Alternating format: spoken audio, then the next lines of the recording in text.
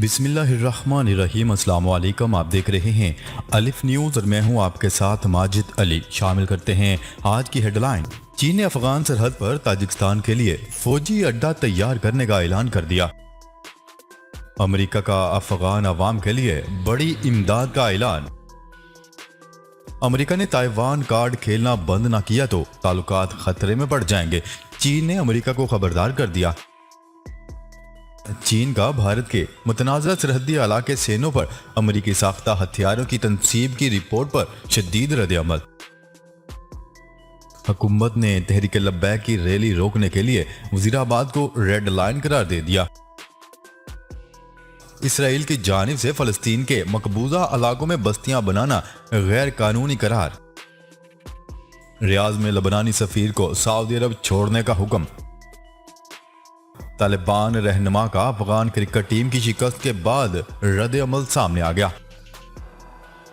5 से 11 साल के बच्चों को कोरोना वैक्सीन लगाने की मंजूरी।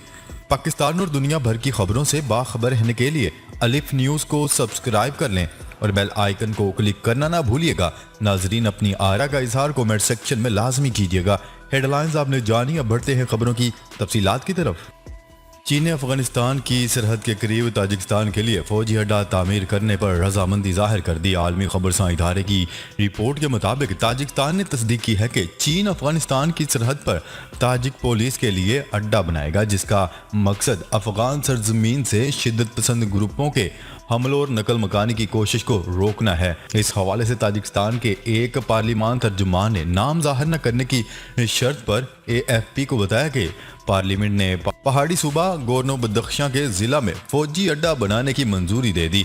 तर्जुमान ने मजीद बताया है कि फौजी अड्डे के लिए चीन ने $85 लाख की माली अमदाद फराहम करने के साथ साथ तकनीकी सहूलत फराहम करने का भी वादा किया है। फौजी अड्डे को ताजिक पुलिस के हवाले किया जाएगा। खबर के अगले हिस्से में बात करते हैं। अमेरिका ने अफगान अवाम के लिए इंसानी हमदर्दी की बुनियाद पर $144 मिलियन माली अमदाद देने का ऐलान कर दिया। आलमी खबरसां इदारे की रिपोर्ट के मुताबिक अमेरिका ने इंसानी बहरान से दो चार अफगानिस्तान के लिए रवा बरस मजीद $14 करोड़ 40 लाख की अमदाद फराहम करने का ऐलान किया है। इस तरह शोरश ज़दा मुल्क के लिए अमेरिका की रवा बरस मजमूई माली अमदाद $474 मिलियन हो जाएगी। अजाफी माली अमदाद का ऐलान अमेरिका के वजीर खारजा एंथोनी ब्लिंकन ने किया। ताहम साथ ही ये भी वाज़िया किया गया है कि माली इमदाद की रकम तालिबान हुकूमत के जरिए नहीं बल्कि अक़वाम मुत्तहिदा के मुख्तलिफ अदारों, आलमी अदारे सेहत और इंसानी हमदर्दी के लिए काम करने वाली NGOs के जरिए तकसीम की जाएंगी। अमेरिकी वज़ीर खारजा ने मजीद कहा है कि एक साल में $474 मिलियन की माली अमदाद से अमेरिका दुनिया का वाहिद मुल्क बन गया है जिसने अफगान अवाम के लिए इतनी भारी माली अमदाद की हो।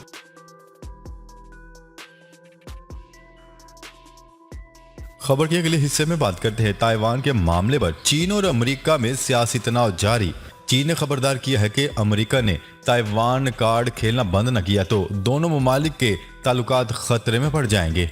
तर्जमान चीनी दफ्तर खारजा का कहना है कि अमेरिका ताइवान कार्ड खेलना बंद करे। अमेरिका ताइवान को अक़वाम मुत्तहिदा का रुकन बनाने की कोशिश कर रहा है, जो अमेरिकी वादों की खुल्लम खुल्ला खिलाफ वर्जी है। ताइवान चीन का हिस्सा है। अमेरिका ऐसे किसी इकदाम से बाज रहे। इससे कबल अमेरिकी सदर जो बाइडेन ने आसियान कॉन्फ्रेंस से खिताब में चीन पर कड़ी तनकीद की थी। अमेरिकी सदर ने ताइवान से मुतल्लिक चीनी रवैये को अमन के लिए खतरा करार दिया था। ये अमर काबिल जिक्र है कि ताइवान और चीन हमसाया मुल्क हैं, बल्कि अमेरिका हज़ारों मील दूर होने के बावजूद महज अपनी आलमी मौजूदगी जाहिर करने के लिए इलाकाई तनाज़ा में मदाखलत करने की पॉलिसी पर गामजन है, जो खित्ते की सलामती के लिए खतरनाक नताइज का हामिल हो सकता है।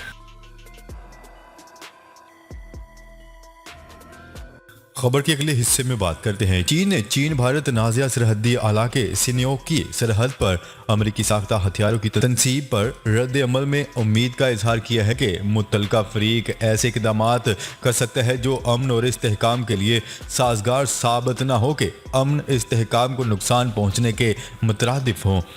चीनी तर्जमान ने रोज़ाना की बुनियाद पर होने वाली ब्रीफिंग के दौरान जुमे को एक सवाल के जवाब में कहा है कि जनूबी एशिया में अमन और इस्तेहकाम बरकरार रखना तमाम फ़रीक़ैन के मुश्तरका मफाद में है। इसलिए हमें उम्मीद है कि मुतलका फ़रीक ऐसे इक़दाम को फ़रोग़ दे सकता है जो अमन और इस्तेहकाम की मुखालफत की बजाय अमन व इस्तेहकाम के लिए साजगार हों। जिसके बाद चीनी तर्जुमान ने अफ़गान सरहद पर चीनी पुलिस चौकी की मौजूदगी की रिपोर्ट्स को मुस्तरद करते हुए इस बात की तस्दीक की है कि वस्ती एशिया में कोई चीनी फौजी अड्डा नहीं। मीडिया रिपोर्ट्स के मुताबिक भारत ने चीन के साथ सरहद पर अमेरिका से हासिल किए गए हथियार नस्ब किए हैं।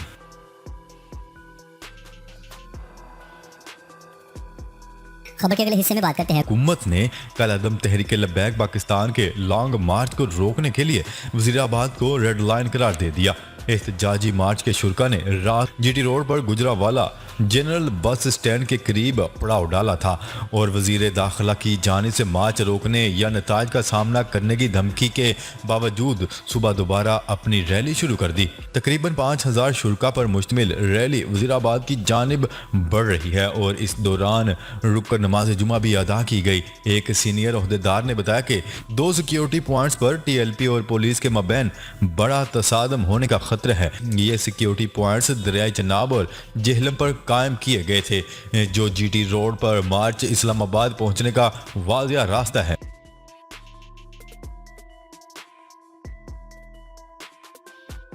खबर के अगले हिस्से में बात करते हैं। यूरोपीय यूनियन ने एक बार फिर इसराइल की जानिब से फ़लस्तीनियों के मकबूजा इलाकों में बस्तियां बनाने के लिए टेंडर जारी करने के फैसले के बाद कहा है कि यह तमीरात बैनुल अक़वामी कवानीन के तहत गैर कानूनी है। यूरोपियन एक्सटर्नल एक्सटेंशन सर्विस के तर्जुमान की जानिब से जारी करदा आलामिया के मुताबिक इसराइली हुकाम ने 30 इसराइली बस्तियों में 2860 से ज़ायद हाउसिंग यूनिट्स की तामीर के लिए टेंडर की इशात का ऐलान किया, जिनमें कुछ बस्तियां मगरबी किनारे के काफ़ी अंदर जाकर भी शामिल हैं। ये इतवार को इसराइली बस्तियों के साथ साथ मकबूजा मशरकी यरूशलेम में 1300 से ज़ायद हाउसिंग यूनिट्स के लिए शाया किए गए टेंडर्स के ऐलान के बाद नया टेंडर है। यूरोपीय यूनियन के मुताबिक बैनुल अक़वामी कवानीन के तहत ये तमाम तमीरात गैर कानूनी हैं और ये 2 रियासती हल और फ़रीक़ैन के दरमियान मुनसफाना देरपा और जामिया अमन के हसूल में एक बड़ी रुकावट है। आलामी के मुताबिक यूरोपीय यूनियन ने मुसलसल वाज़िया किया है कि वो इन बस्तियों की तोसी के सख्त खिलाफ है।